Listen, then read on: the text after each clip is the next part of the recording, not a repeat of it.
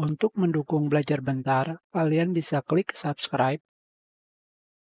Halo, selamat datang di Belajar Bentar. Sekarang kita akan belajar mengenai apa fungsi tombol keyboard, Windows, menu, break, dan pause. Hanya saja di sini tombol Windows dan juga menu tidak memiliki lambang, hanya ditandai sebagai kunci sistem.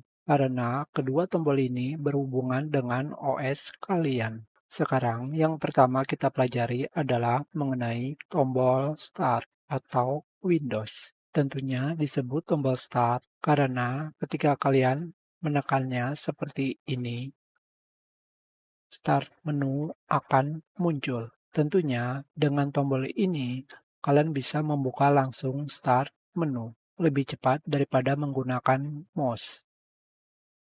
Dan juga dengan tombol Windows ini, kalian juga bisa secara cepat membuka File Explorer hanya dengan menekan tombol Windows plus E seperti ini. Lebih cepat daripada kalian mengklik folder File Explorer. Dengan tombol ini juga, kalian bisa menyelaraskan Windows atau aplikasi ke sisi layar secara vertikal jika menggunakan tombol Windows plus kanan ataupun kiri, seperti ini. Selanjutnya, kalian tinggal memilih aplikasi atau Windows yang ingin kalian samakan posisinya, seperti ini.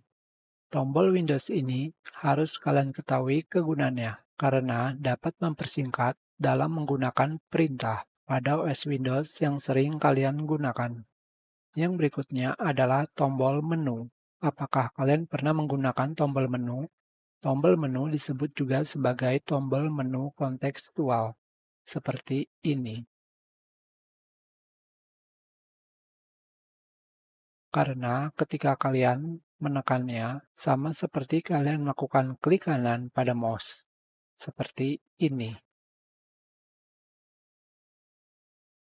Sama bukan? Karena jarang digunakan, lebih baik kalian gunakan klik kanan pada mouse.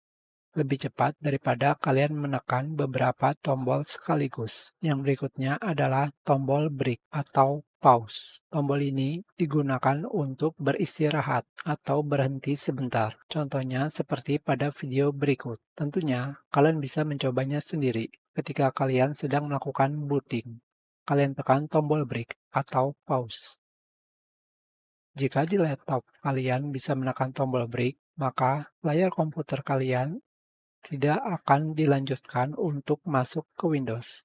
Dengan kata lain, kalian akan tetap berada di menu booting. Tentunya, jika sudah seperti ini, kalian tinggal menekan tombol Ctrl, Alt, dan Delete untuk melakukan proses ulang booting. Yang berikutnya adalah tombol pause. Fungsinya sama seperti break, hanya sudah jarang aplikasi yang menggunakannya. Tetapi kalian bisa mencobanya sendiri ketika bermain game. Seperti ini contohnya. Ketika kalian tekan tombol pause, maka game akan berhenti. Ketika kalian menekannya kembali, game akan berjalan kembali. Sama seperti kalian melakukan pause pada game. Hanya saja sudah jarang game yang support tombol pause, kecuali game-game lama.